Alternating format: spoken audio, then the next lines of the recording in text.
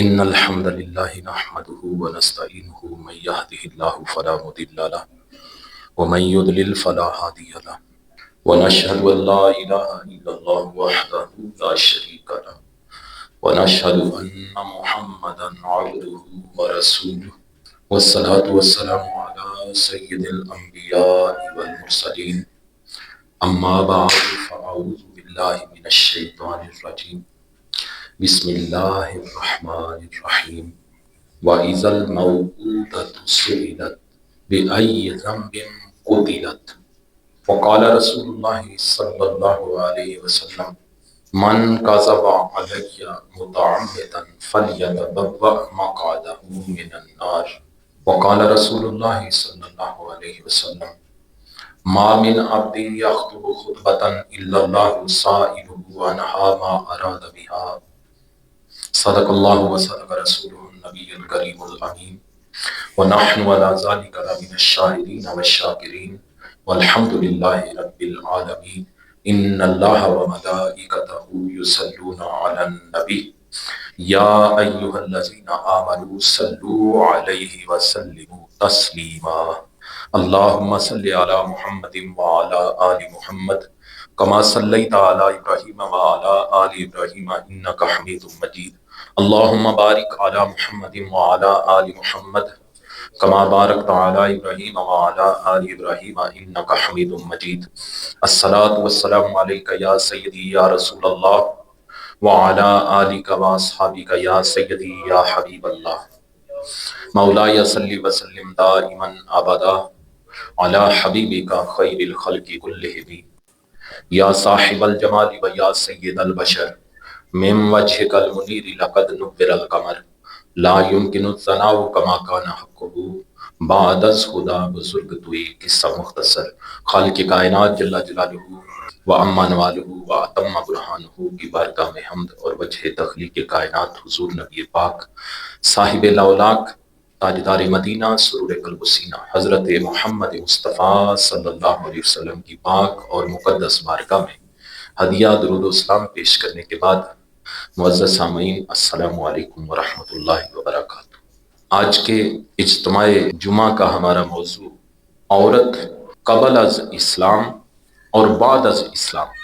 عزیزان من، اسلام سے پہلے کے دور کو دور جاہلیت کہا جاتا تھا اور اب بھی کہا جاتا ہے۔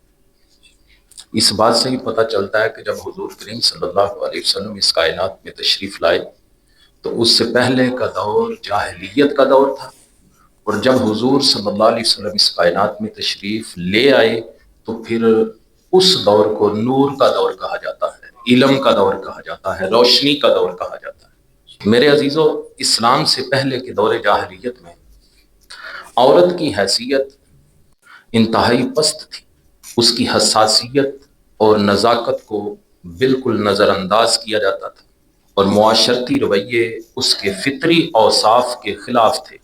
عورت کے احساسات اور رائے کو کوئی اہمیت نہیں دی جاتی تھی، اسے محض مرد کی خواہشات کے تابع رکھا جاتا تھا۔ اس کی لطافت اور نرمی کو کمزوری سمجھ کر ظلم و جبر کا نشانہ بنایا جاتا تھا۔ لیکن اسلام نے آ کر عورت کی پامال شدہ حساسیت اور نزاکت کو عزت و احترام دیا، اس کے حقوق بحال کیے اور اسے معاشرتی زندگی میں ایک باوقار مقام عطا کیا۔ قرآن نے واضح کیا کہ عورت بھی مرد کی طرح انسان ہے، اس کے جذبات اور نزاکت کو قدر و منزلت حاصل ہے، اسے وراثت، عزت اور معاشرتی مقام دیا گیا۔ قرآن مجید فرقان حمید کی سورہ التکویر آیت نمبر 8 اور 9 میں نے آپ کے سامنے تلاوت کی ہے، جس میں اللہ رب العزت نے ارشاد فرمایا وَإِذَا الْمَوْءُودَةُ سُئِلَتْ، اور جب زندہ دفن کی گئی لڑکی سے پوچھا جائے گا بِأَيِّ ذَنبٍ قُتِلَتْ، کس خطا پر ماری گئی، تمہیں کس خطا پر زندہ دفن کیا گیا، تمہیں کس خطا پر قتل کیا گیا۔ میرے عزیزو، سب سے پہلے میں آپ کو دنیا کے اندر مختلف ممالک میں، مختلف معاشروں میں عورت کا جو سٹیٹس اس وقت پایا جاتا تھا، اس کے حالات کیا تھے، وہ میں آپ کے سامنے رکھوں گا۔ اس کے بعد اسلام نے جو عورت کو عزتیں عطا کی وہ آپ کے سامنے رکھوں گا، اور آخر میں جو آج کی نام نہاد لبرل ایتھیسٹ عورت جو نعرے لگا رہی ہے اس کے ان کھوکھلے نعروں کا کوئی ذکر کروں گا اور اسے سمجھانے کی کوشش کروں گا۔ سب سے پہلے جس علاقے میں حضور کریم صلی اللہ علیہ وسلم کی تشریف آوری ہوگی، عرب شریف۔ عربوں میں زمانہ جاہلیت میں عورت کا مقام اور حیثیت کیا تھی؟ چند شریف قبائل میں شادی بیاہ کا یہی طریقہ تھا جسے اسلام نے جائز قرار دیا، لیکن معاشرے کے اندر عورت کے لحاظ سے ایسی ایسی غلیظ برائیاں پائی جاتی تھی کہ پڑھ کے سنا کے سن کے شرم آتی ہے۔ منکوحہ عورت جب ایام حیض سے فارغ ہوتی تو اس کا خاوند کسی شجاع یا سخی آدمی کی طرف اپنی بیوی کو بھیجتا اور اس کو اجازت دیتا کہ اس کے ساتھ ہم بستری کرے، اور مقصد یہ ہوتا کہ ایک نامور آدمی کے نطفہ سے اس کی بیوی کے شکم میں جو بچہ پیدا ہوگا وہ بھی نامور ہوگا اور اس کو ایک نامور بیٹے کا باپ بننے کا اعزاز حاصل ہو جائے گا۔ پھر تاریخ کا مطالعہ کریں، عرب کے حالات پڑھیں تو آپ کو یہ بات بھی ملے گی کہ 8-9 آدمی ایک عورت کے پاس اکٹھے ہوتے، اس کے ساتھ مقاربت کرتے، جب بچہ پیدا ہوتا تو عورت جس کو چاہتی وہ بچہ دے دیتی۔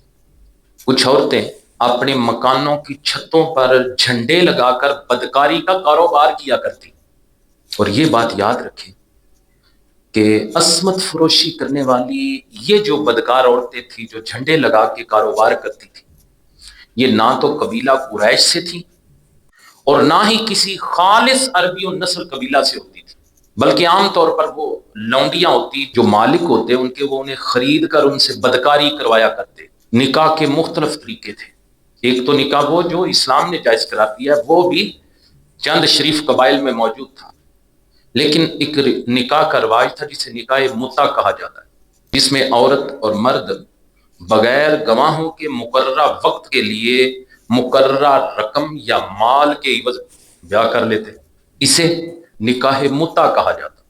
ایک نکاح تھا نکاح بدل۔ نکاح بدل یہ ایسا حیا سوز کام تھا کہ دو مرد آپس میں طے کر لیتے کہ ایک دوسرے کو کہتا تو اپنی عورت میرے پاس بھیج دے، میں اپنی بیوی کو تمہارے پاس بھیج دیتا ہوں، اسے نکاح بدل کہا جاتا۔ یہ بھی عرب کے علاقوں میں رائج تھا۔ یہ آپ یاد رکھیے گا، ذہن میں بٹھاتے جائیے گا کہ عورت کے ساتھ کس کس قسم کی زیادتی ہوا کرتی تھی۔ ایک تھا نکاح شگار۔ نکاح شگار کیا ہے؟ ایک آدمی اپنی لڑکی کا بیاہ کسی مرد کے ساتھ اس شرط پر کر دیتا کہ وہ مرد اپنی بیٹی اس کے نکاح میں دے دے گا اور دونوں اپنی بیویوں کو مہر وغیرہ ادا نہیں کریں گے۔ عرب کے اندر ہی وعد البنات کی رسم تھی، بچیوں کو زندہ ترگور کرنا، انتہائی ظالمانہ اور سنگ دلانہ رسم جو ان میں رائج تھی، اور جس کو وہ لوگ باعث عزت و شرف سمجھتے تھے۔ جس کے ہاں بچی پیدا ہوتی اس کے گھر صف ماتم بچھ جاتی، جب چند سال کی ہو جاتی تو باپ اس کو بہترین کپڑے پہناتا اور جنگل میں لے جاتا، گڑھا کھود کر اسے دھکا دے کر اس بچی کو پھینک کر اوپر اپنے ہاتھوں سے مٹی ڈال کر اسے زندہ ترگور کر دیتا، اور یہ کبھی رسم تقریباً سارے عرب میں پھیلی ہوئی تھی۔ یہ تو آپ کے سامنے میں نے حالات رکھے عرب کے۔ اب ذرا ایران کی طرف آئیے کہ ایران میں عورت کے ساتھ حضور سے قبل کیا ہو رہا تھا، اسلام سے قبل عورت کے ساتھ کس طرح کے ظلم و ستم ہو رہے تھے۔ ایک آدمی جتنی عورتوں سے چاہتا شادیاں کرتا اور ان میں بھی مساوی حقوق نہ دیے جاتے۔ یہ ایران کی تاریخ میں آپ کے سامنے عورت کے لحاظ سے رکھ رہا ہوں۔ ایران میں بیٹی، بہن وغیرہ تمام رشتہ دار عورتوں سے شادی کو مذہبی طور پر جائز سمجھا جاتا تھا۔ ہسٹری آف پرشیا میں لکھا ہے کہ بہمن نے اپنی بہن ہمائی سے شادی کی اور اس کے بطن سے دارا پیدا ہوا۔ یہ ایران کا کبھی چہرہ ہے۔ یہاں تک کہ ایران کے اندر بسنے والے جو عیسائی تھے انہوں نے بھی ان زرتشتیوں کے دیکھا دیکھی اپنے محرم رشتوں کے ساتھ شادی کرنے کو اختیار کر لیا۔ عیسائیوں نے بھی ایران میں رہتے رہتے شوہر اپنی بیوی کو کسی دوسرے شخص کو بغیر عورت کی رضامندی کے خدمت گزاری اور ازدواجی تعلقات دینے کے لیے وہ شوہر اپنے آپ کو مجاز سمجھتا، یعنی شوہر اپنی بیوی کو اس کی رضامندی کے بغیر خدمت گزاری اور ازدواجی تعلقات کے لیے دینے کا مجاز تھا ایران کے اندر، اور جو اولاد دوسرے شخص سے ہوتی وہ پہلے شوہر کی سمجھی جاتی۔ اب آگے چلیں، روم، اٹلی، جن مغرب والوں کی شرافت کے بڑے چرچے آپ سنتے ہیں، ان کی پارسائیوں کے بڑے نغمے الاپے جاتے ہیں، یہ لبرل لوگ، ایتھیسٹ لوگ، جن کے معاشرے کی بڑی گیت گاتے پھرتے ہیں ان کے۔ آئیے روم کے اندر کیا ہو رہا تھا عورت کے ساتھ۔ پروکوپیس اپنی کتاب سیکرٹ ہسٹری میں لکھتا ہے کہ روم کے اندر کوبہ خانے عام تھے جہاں عورتیں دھندا کیا کرتی تھی۔ عصمت فروشی کا دھندا سرے عام عورتوں سے کروایا جاتا تھا، یہاں تک کہ قسطنطنیہ میں رقص گاہیں اور ناچ گر آباد تھے جہاں عورتیں رقص کیا کرتی، ناچا کرتی تھی، اور مرد ان کا ناچ دیکھا کرتے تھے۔ یہ روم کا چہرہ ہے۔ اب آئیے ہندوستان کے اندر جس علاقے میں ہم رہ رہے ہیں، ابھی ہمارے آقا اس کائنات میں تشریف نہیں لائے، میں اس دور کے حوالے سے آپ کو بتا رہا ہوں کہ مختلف معاشروں کے اندر، مختلف ممالک کے اندر عورتوں کے ساتھ کیا ظلم و ستم کیا جاتا تھا۔ ہندوستان کے اندر اسلام سے قبل عورت کی حیثیت کیا تھی؟ عورت مرد کی ساری زندگی تابع رہتی تھی۔ حقوق کا یہ عالم تھا کہ اگر اس کا خامد جوانی میں ہی مر جاتا تو اس کے لیے باعزت طریقہ یہ سمجھا جاتا کہ وہ مرد کی لاش کے ساتھ ہی جل کر ستی ہو جائے، اسے ستی کی رسم کہا جاتا تھا۔ خامد مر گیا تو اس کے لیے، بیوی کے لیے عزت کا مقام یہ تھا کہ وہ خامد کی لاش کے ساتھ ہی جل جائے اور ستی ہو جائے۔ یہ ستی کی رسم اس ہندوستان کے اندر ہر جگہ پہ رائج تھی۔ جو ستی نہ ہوتی، بیوگی میں وہ نہ اچھا لباس پہن سکتی، بیوہ خاتون ہندوستان کے اندر بیوہ نہ اچھا لباس پہن سکتی، نہ زیورات پہن سکتی، اور نہ دوسری شادی بھی کر سکتی۔ پھر حقوق کا یہ عالم تھا کہ عورت زیورات کی مالک تو بن سکتی تھی لیکن غیر منقولہ جائیداد کی مالک نہیں بن سکتی تھی۔ یہ جو مکانات ہوتے ہیں، زمینیں ہوتی ہیں، ان کی مالک عورت نہیں بن سکتی تھی۔ کہاں پہ؟ ہندوستان کے اندر عورت ہر حالت میں غلامی کی زندگی بسر کرنے پر مجبور تھی اس ہندوستان کے اندر۔ پھر عورت کے لیے ضروری تھا کہ مرد کے سونے سے پہلے نہ سوئے اور مرد کے جاگنے سے پہلے جاگے، اور پھر راجوں اور مہاراجوں نے ان گنت عورتوں سے شادیاں کی ہوئی ہوتی تھی ایک وقت۔ میرے عزیزو، یہ ہیں وہ حالات جو اس عورت کے اسلام سے قبل اقوام عالم میں تھے۔ مختلف معاشروں کے متعلق میں نے آپ کے سامنے ایک جھلک رکھی۔ روم، ایران، ہندوستان، عرب اور دیگر اقوام عالم میں عورتوں کو منڈیوں میں فروخت کیا جاتا تھا۔ آج جو چوک میں کھڑی ہو کے کہتی ہے نا میرا جسم میری مرضی، اس عورت کو منڈیوں میں فروخت کیا جاتا تھا۔ باپ کے مرنے کے بعد بیٹا اپنی سوتیلی ماں کا مالک بن جایا کرتا تھا۔ وہ عورت جو اگر کسی کی ماں تھی تو ذلت اس کا مقدر بن چکا تھا اسلام سے قبل۔ جس کا مالک باپ کی وفات کے بعد سوتیلا بیٹا بن جایا کرتا، وہ عورت جو ستم ظریفی کے حالات گزار رہی تھی، جو ظلم و ستم کی چکی میں پس رہی تھی، اس کے بختوں نے یاوری کی کہ رحمت للعالمین آقا تشریف لے آئے۔ میرے عزیزو، اسلام نے آ کر اس عورت کو 4 مقدس ترین رشتے عطا کیے، ماں، بہن، بیٹی، بیوی۔ ان چاروں کے حقوق بھی متعین اسلام نے کیے۔ اسلام میں عورت بحیثیت ماں اس کا سٹیٹس کیا تھا؟ حضرت ابو ہریرہ رضی اللہ تعالیٰ عنہ روایت کرتے ہیں کہ ایک شخص نے عرض کی، یا رسول اللہ صلی اللہ علیہ وسلم، من احق بحسن صحابتی، حضور میرے حسن سلوک کا سب سے زیادہ حقدار کون ہے؟ میرے حضور نے فرمایا امک، تیری ماں۔ عرض کیا حضور اس کے بعد کون ہے؟ فرمایا امو کا، تیری ماں۔ پھر عرض کیا حضور اس کے بعد کون ہے؟ فرمایا امو کا، تیری ماں۔ پھر عرض کیا چوتھی مرتبہ حضور اس کے بعد کون ہے؟ فرمایا ابو کا، تیرا باپ۔ یہ وہ ماں ہے، یہ وہ ماں ہے جسے ستیلا بیٹا منڈی میں فروخت کرنے لے کے جا رہا ہے۔ لیکن یہ حضور ہے، اب اسلام آ گیا ہے، اب دور جاہلیت نہیں، یہ علم کا دور ہے، یہ نور کا جو دور ہے، یہ روشنی کا دور ہے، یہ عظمتوں کا دور آ چکا ہے۔ میرے حضور تشریف لے آئے ہیں، وہ عورت جسے کوئی پوچھتا نہ تھا، میرے حضور نے اسے ماں کا درجہ عطا کر دیا۔ حضرت انس بن مالک رضی اللہ تعالیٰ عنہ فرماتے ہیں کہ آقا کریم صلی اللہ علیہ وسلم نے فرمایا الجنت تحت اقدام الامہات، جنت ماؤں کے قدموں کے نیچے ہے۔ عورت اپنی عظمت کو پہچان کہ اسلام نے تجھ پہ کتنے کرم کیے ہیں، اسلام کی تجھ پہ کتنی مہربانیاں ہیں۔ تجھے تو کوئی معاشرے میں منہ نہیں لگاتا تھا، لیکن میرے محبوب کریم صلی اللہ علیہ وسلم جب اس کائنات میں تشریف لائے تو میرے حضور نے اعلان فرما دیا الجنت تحت اقدام الامہات، لوگوں جنت ماؤں کے قدموں کے نیچے ہے۔ الترغیب والترہیب کی حدیث مبارکہ، ماں ایک ایسا رتبہ حضور نے دیا اسے کہ ماں توبہ کی قبولیت کا وسیلہ بن گئی۔ حضرت ابن عمر رضی اللہ تعالیٰ عنہ روایت کرتے ہیں کہ ایک شخص نبی کریم صلی اللہ علیہ وسلم کی بارگاہ میں حاضر ہوا اور عرض کیا یا رسول اللہ صلی اللہ علیہ وسلم، حضور میں نے بہت بڑا گناہ کر لیا، حضور کیا میری توبہ قبول ہو سکتی ہے؟ حضور نے فرمایا کیا تیری ماں ہے؟ اب وہ گناہ کر کے آیا، کہا حضور گناہ بہت بڑا کر لیا ہے، حضور میری توبہ قبول ہو سکتی ہے؟ میرے حضور نے گناہ نہیں پوچھا، حضور نے فرمایا بتا تیری ماں ہے؟ اس نے عرض کی حضور ماں نہیں۔ فرمایا تیری خالہ ہے؟ اس نے کہا ہاں حضور ہے۔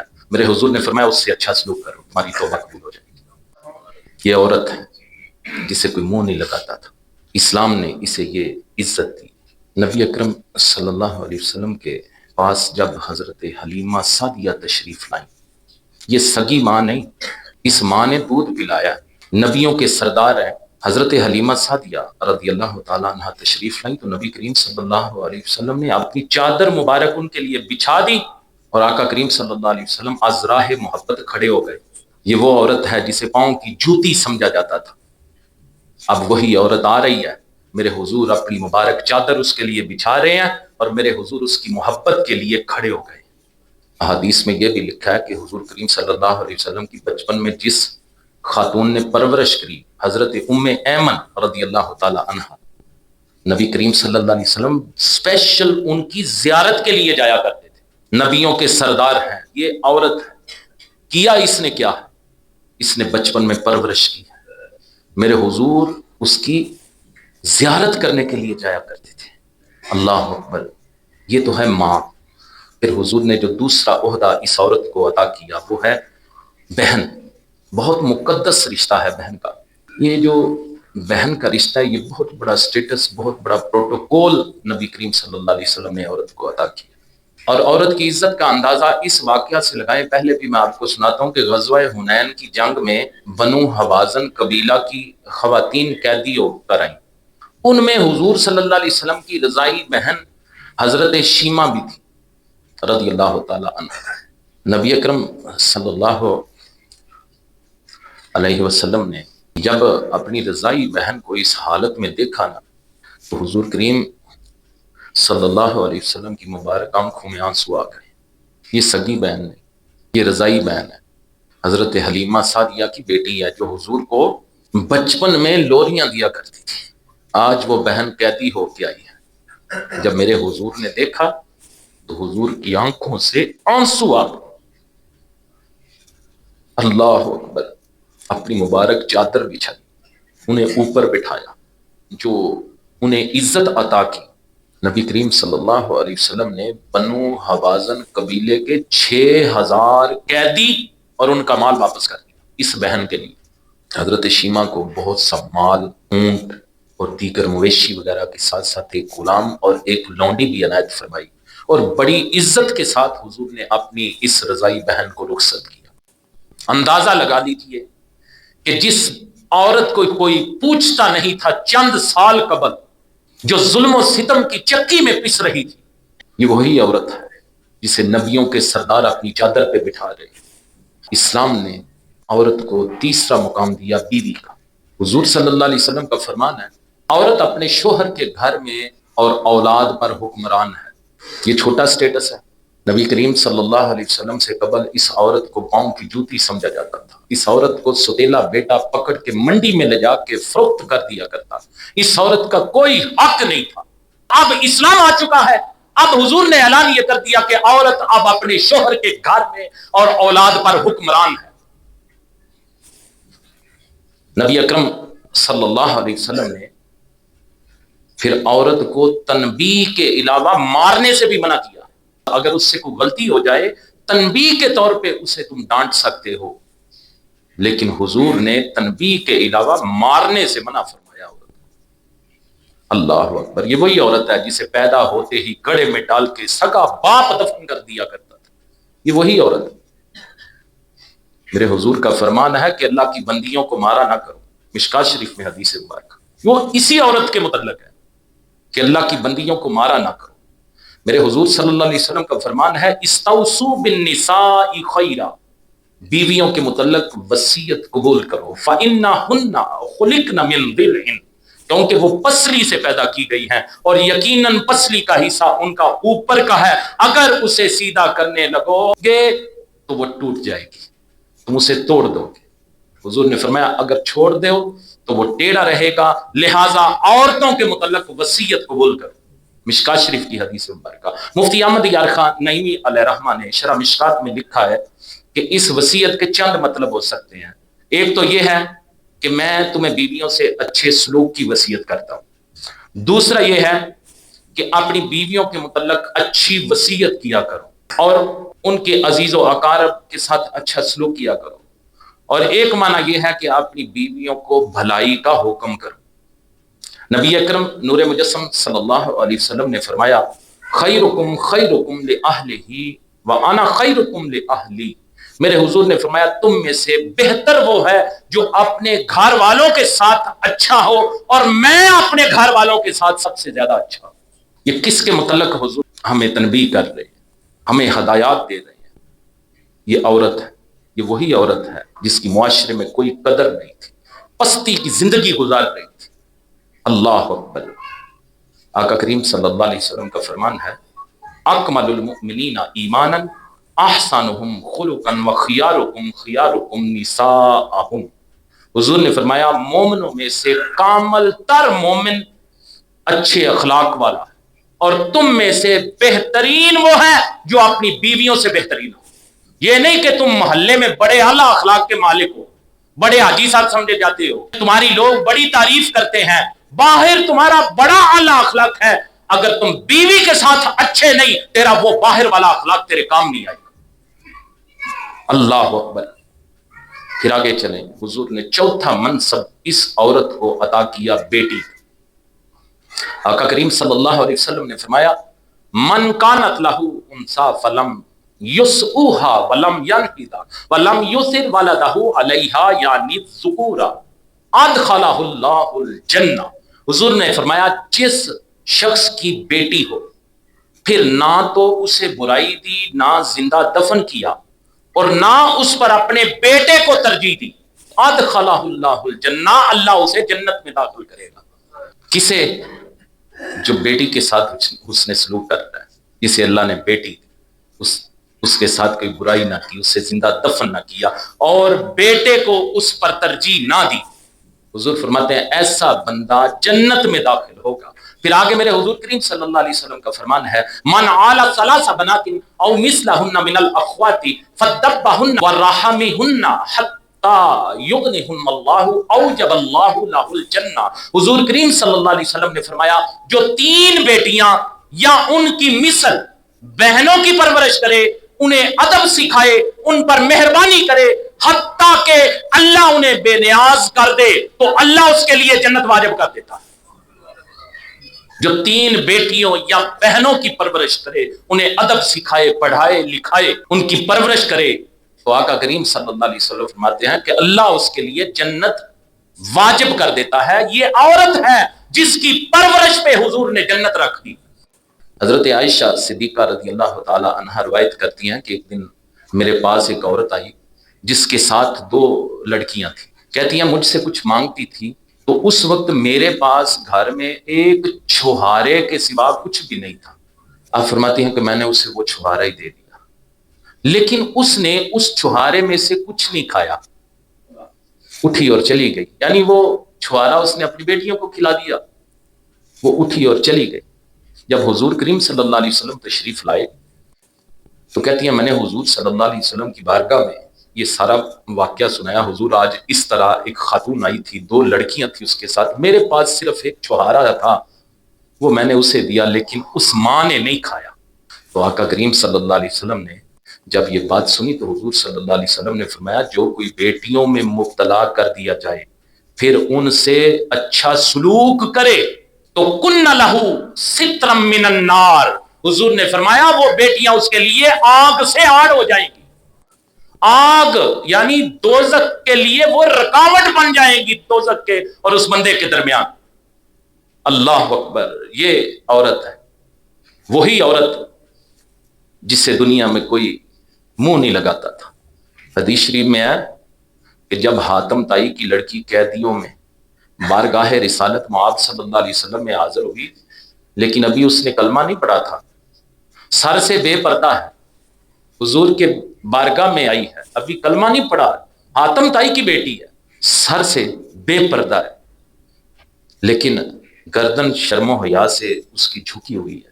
میرے آقا کریم صلی اللہ علیہ وسلم نے فرمایا میری چادر لے کر اس کا سر ڈھانپ دو. حضور یہ نہیں دیکھتے کہ یہ دشمن کی بیٹی ہے یا دوست کی بیٹی ہے، حضور دیکھتے ہیں کہ یہ بیٹی.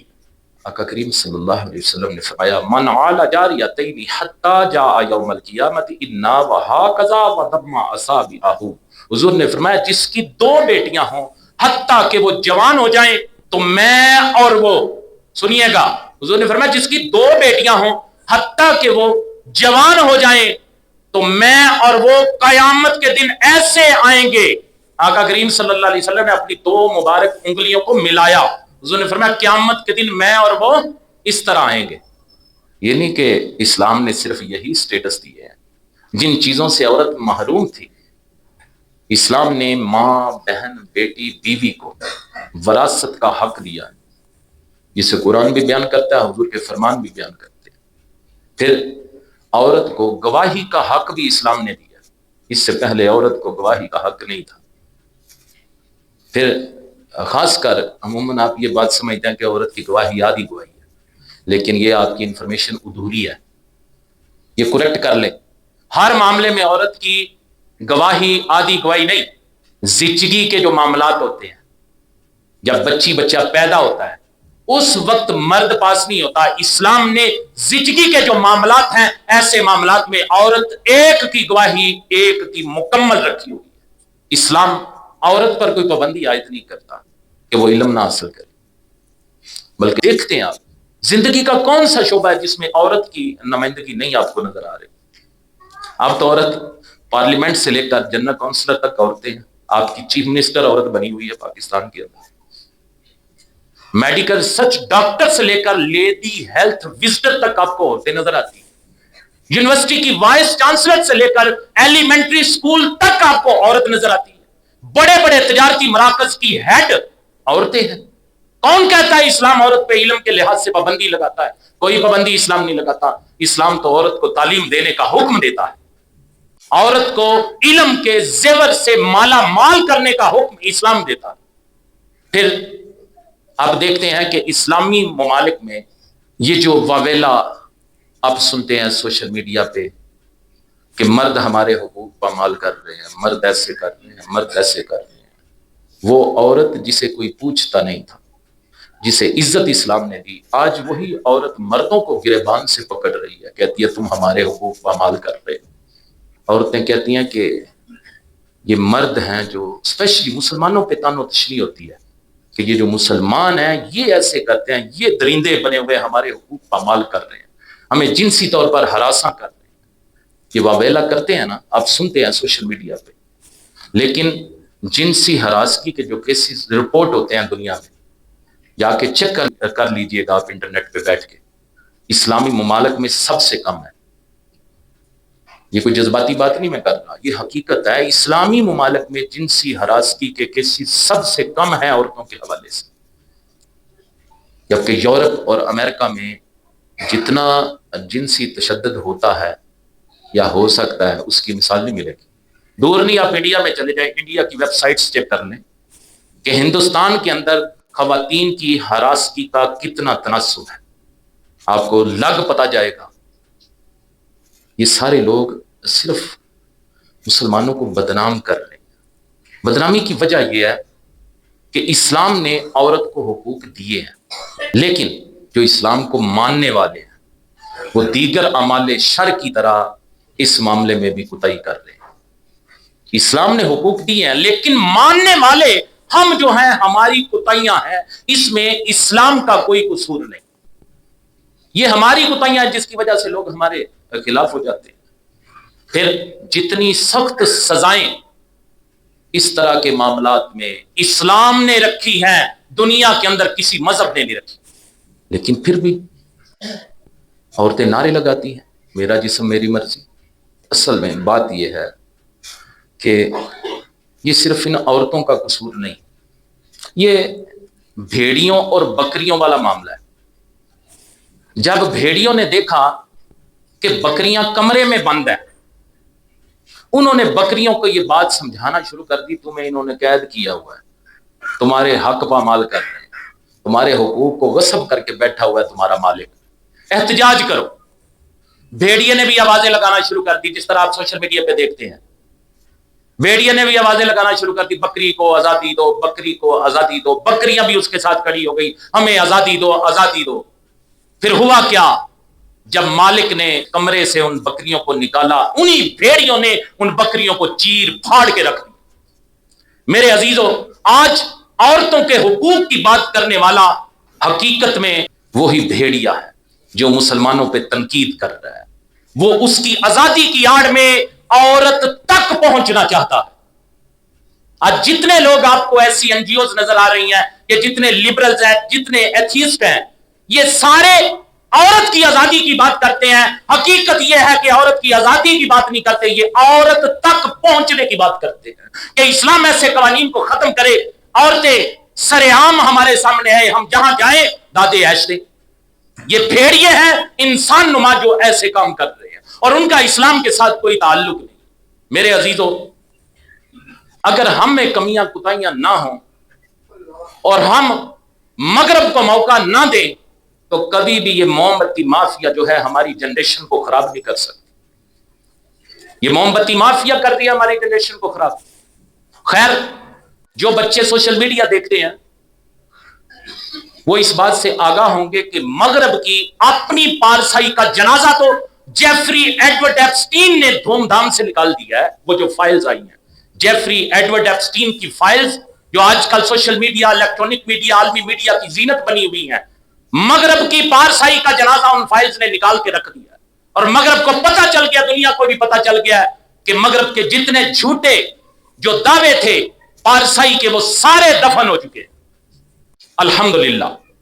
لیکن میں یہ پیغام دینا چاہتا ہوں، میری بہن، میری بیٹی، اے خاتون اسلام، اپنے رتبے کو پہچان.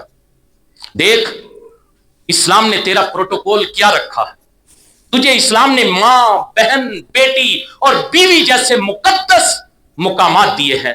تم اسلام کی شہزادی ہو، تم عام عورت نہیں، تم نے رحمت للعالمین نبی کا مقدس کلمہ پڑھا ہے. تم خاص عورت ہو، تم شمع محفل بننے کے لیے پیدا نہیں ہوئی، تم خاص قوم سے تعلق رکھتی ہو.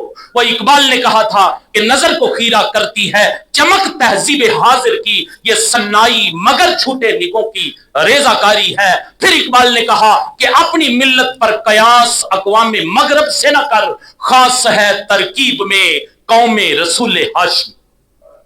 میری بہن، آج تو غیروں کی باتوں میں آ کر یہ کہتی پھر رہی ہے کہ میرا دل میری مرضی، میرا وجود میری مرضی، میری زندگی میری مرضی، میرا جسم میری مرضی. لیکن اسلام تیری مرضی نہیں چلنے دے گا.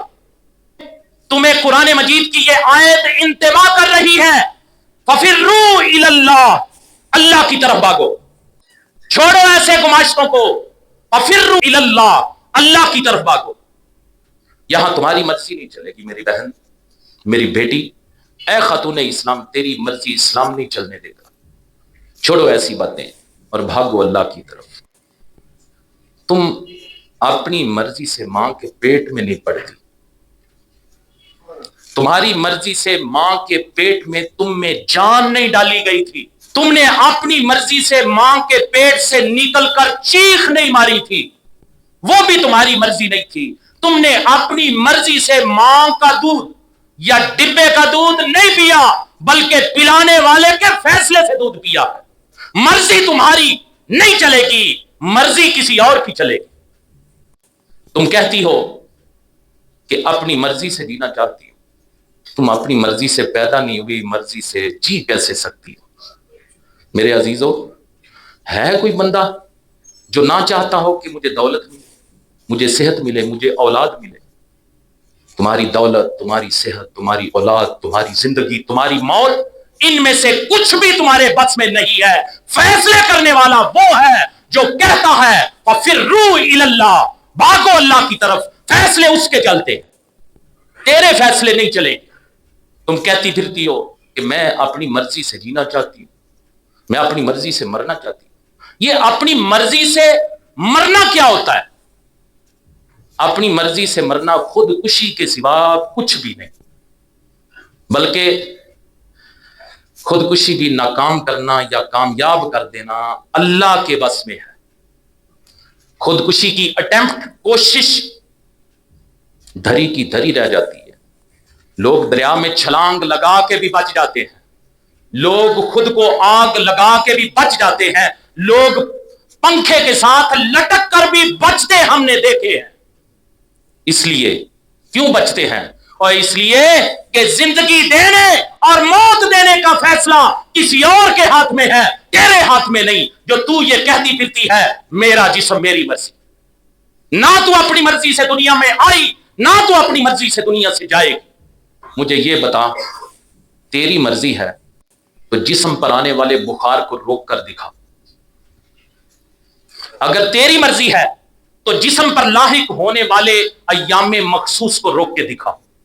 اگر تیری مرضی ہے تو جسم پر بڑھنے والے ناخنوں کو روک کے دکھا دے۔ تو کہتی ہے میرا جسم میری مرضی۔ یہ میں آئینہ دکھا رہا ہوں آج کی عورت کو، یہ پیغام ہے مجھے میری طرف سے ان بہنوں بیٹیوں کے لیے جو کہتی ہے میرا جسم میری مرضی۔